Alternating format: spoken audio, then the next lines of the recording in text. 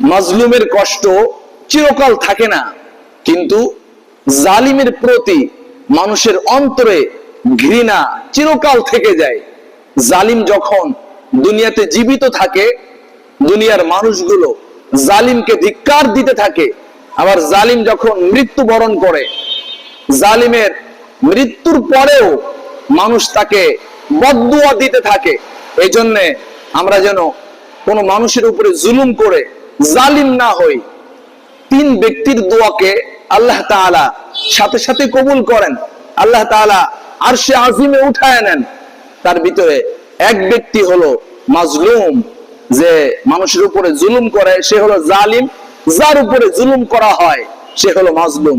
এই মাজলুমের দোয়াকে আল্লাহ পাক রব্বুল আলামিন সাথে সাথে কান দিয়ে আরশে আজিমে উঠায় নেন, মাজলুমের দোয়াকে আল্লাহ তাআলা কবুল করে নেন।